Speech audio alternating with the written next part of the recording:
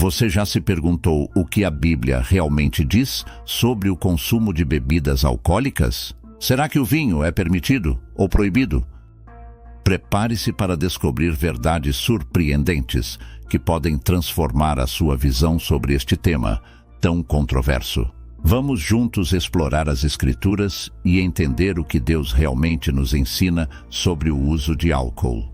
Olá, sejam muito bem-vindos ao canal Passagens Bíblicas. Este é um assunto que gera muitas dúvidas e discussões, tanto dentro quanto fora da igreja, e é fundamental buscarmos clareza e orientação na Palavra de Deus. Vamos começar nossa jornada mergulhando nas Escrituras, entendendo o contexto histórico e cultural e explorando as passagens que mencionam o vinho e outras bebidas alcoólicas. Preparem-se, pois este será um estudo profundo e revelador. Então pegue sua Bíblia e venha conosco nesta viagem espiritual e educativa. Antes de entrarmos nas passagens específicas, é importante entendermos o contexto histórico e cultural em que a Bíblia foi escrita. No mundo antigo, o vinho era uma bebida comum, consumida tanto em celebrações quanto nas refeições diárias. No entanto, o vinho daquela época era bem diferente do que conhecemos hoje. Frequentemente era misturado com água para reduzir sua intensidade alcoólica. O consumo de vinho tinha significados variados, podendo simbolizar alegria, celebração ou até mesmo ser usado em rituais religiosos. Entretanto, o abuso de bebidas alcoólicas e a embriaguez eram condenados. Este pano de fundo histórico nos ajudará a compreender melhor as passagens bíblicas. Vamos começar explorando algumas das passagens mais conhecidas da Bíblia que mencionam o vinho e outras bebidas alcoólicas. Gênesis 9, 20 e 21. E começou Noé a ser lavrador da terra, e plantou uma vinha. E bebeu do vinho, e embebedou-se, e descobriu-se no meio de sua tenda. Esta passagem narra um dos primeiros incidentes de embriaguez na Bíblia, onde Noé, após o dilúvio, planta uma vinha, faz vinho e se embriaga. A história de Noé nos mostra claramente que a embriaguez leva à vergonha e a comportamentos impróprios. Provérbios 21. O vinho é escarnecedor, e a bebida forte, alvoroçadora, e todo aquele que neles errar nunca será sábio. Aqui, o sábio rei Salomão adverte sobre os perigos do vinho e das bebidas fortes. Ele destaca que aqueles que se deixam levar por elas perdem a sabedoria e a retidão. Efésios 5:18. E não vos embriagueis com vinho em que há contenda, mas enchei-vos do Espírito. O apóstolo Paulo aconselha os crentes em Éfeso a evitarem a embriaguez e, em vez disso, buscarem ser cheios do Espírito Santo. Esta passagem enfatiza a escolha entre seguir os desejos carnais ou buscar uma vida espiritual plena. 1 Timóteo 5:23. Não continues a beber somente água, mas usa um pouco de vinho, por causa do teu estômago e das tuas frequentes enfermidades. Nesta carta a Timóteo, Paulo recomenda o uso moderado de vinho para fins medicinais. Isso mostra que a Bíblia não condena o uso de vinho em si, mas sim o uso abusivo e a embriaguez. Vamos agora explorar alguns exemplos bíblicos de moderação e embriaguez, destacando as consequências de cada um. Daniel 1:8-16. E Daniel propôs no seu coração não se contaminar com a porção das iguarias do rei, nem com o vinho que ele bebia. Então pediu ao chefe dos eunucos que lhe permitisse não se contaminar. Daniel e seus amigos escolheram não se contaminar com o vinho do rei, optando por uma dieta mais simples. Deus os abençoou com saúde e sabedoria, demonstrando os benefícios da moderação e da obediência a Deus. Isaías 28:7-8. Mas também estes erram por causa do vinho, e com a bebida forte se desencaminham. Até o sacerdote e o profeta erram por causa da bebida fortição, absorvidos pelo vinho. Desencaminham-se por causa da bebida forte. Erram na visão, tropeçam no juízo. Isaías denuncia a embriaguez entre os líderes espirituais de Israel. A embriaguez leva ao erro e à corrupção. comprometendo a capacidade de liderar e guiar o povo de Deus. O vinho também tem um lugar significativo na vida e no ministério de Jesus Cristo. Vamos analisar algumas passagens que ilustram isso. João 2, 1, 11. O primeiro milagre de Jesus foi transformar água em vinho nas bodas de Caná. Este milagre não apenas demonstra o poder divino de Jesus, mas também sua aprovação ao uso moderado do vinho em celebrações. No terceiro dia houve um casamento em Caná da Galileia. A mãe de Jesus estava ali. Jesus e seus discípulos também tinham sido convidados para o casamento. Tendo acabado o vinho, a mãe de Jesus lhe disse: "Eles não têm mais vinho." Respondeu Jesus: "Que temos nós em comum, mulher?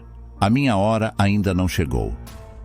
Sua mãe disse aos serviçais: "Façam tudo o que ele lhes mandar." Ali perto havia 6 potes de pedra, do tipo usado pelos judeus para purificações cerimoniais. Cada cabiam entre 8 e 120 litros. Disse Jesus aos serviçais: "Encham os potes com água." E os encheram até a borda. Então lhes disse: "Agora levem um pouco ao encarregado da festa." Eles assim o fizeram, e o encarregado da festa provou a água que fora transformada em vinho, sem saber de onde este viera, embora o soubessem os serviçais que tinham tirado a água. Então chamou o noivo e disse: "Todos servem primeiro o melhor vinho, e depois que os convidados já beberam bastante, o vinho inferior, mas você guardou o melhor até agora." Lucas 7, 33, 34. Pois veio João Batista, que jejua e não bebe vinho, e dizeis: "Tem demônio." Veio o Filho do Homem, que come e bebe, e dizeis: "Eis aí um homem comilão e beberrão, amigo dos publicanos e pecadores." Nesta passagem, Jesus responde às críticas sobre seu estilo de vida comparado ao de João Batista. Aqui Jesus menciona que ele bebe vinho, mas o faz em um contexto social e moderado, contrastando com as acusações exageradas dos fariseus. Mateus 26, 27 e 29. Na última ceia, Jesus usa o vinho como símbolo de seu sangue derramado por nossos pecados. Tomou o cálice, deu graças e o deu aos seus discípulos, dizendo: "Bebam dele todos vocês. Isto é o meu sangue da aliança, que é derramado em favor de muitos, para perdão de pecados. Eu lhes digo que de agora em diante não beberei deste fruto da videira até aquele dia em que beberei o vinho novo com vocês no reino de meu Pai." A Bíblia é rica em conselhos práticos sobre como lidar com o consumo de bebidas alcoólicas. Vamos ver alguns desses conselhos. Romanos 14, 21. É bom não comer carne, nem beber vinho, nem fazer qualquer outra coisa com que teu irmão tropece, ou se ofenda, ou se enfraqueça. Paulo ensina que devemos evitar qualquer coisa que possa causar tropeço a outros. Se o consumo de álcool pode ser um problema para outras pessoas, é melhor evitá-lo por consideração e amor ao próximo. 1 Coríntios 6,12. Todas as coisas me são lícitas, mas nem todas as coisas convêm. Todas as coisas me são lícitas, mas eu não me deixarei dominar por nenhuma.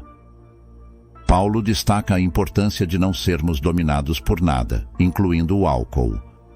A liberdade cristã não deve ser usada como desculpa para a indulgência ou o vício. Gálatas 5, 19, 21.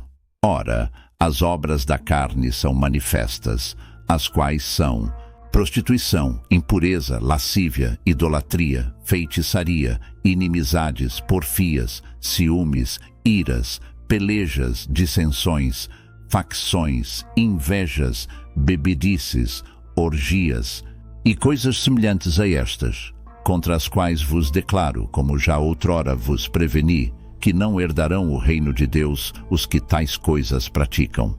Paulo adverte que a embriaguez é uma obra da carne e que aqueles que vivem dessa maneira não herdarão o reino de Deus. Ele nos chama a viver pelo Espírito, evitando tais práticas. Em resumo, a Bíblia Sagrada oferece uma visão equilibrada sobre o consumo de bebidas alcoólicas. Enquanto o uso moderado e responsável de vinho é permitido e até celebrado em certas ocasiões, A embriaguez e o abuso de álcool são claramente condenados. Devemos buscar viver de maneira que honre a Deus, mantendo nossa mente e corpo em santidade. Portanto, ao refletirmos sobre este tema, que possamos ser guiados pelo Espírito Santo em todas as nossas decisões. Que possamos usar nossa liberdade cristã com sabedoria e responsabilidade, sempre buscando glorificar a Deus em tudo o que fazemos. Se você gostou deste estudo e deseja aprender mais sobre as lições da Bíblia, não se esqueça de se inscrever no nosso canal Passagens Bíblicas e ativar as notificações para não perder nenhum de nossos vídeos.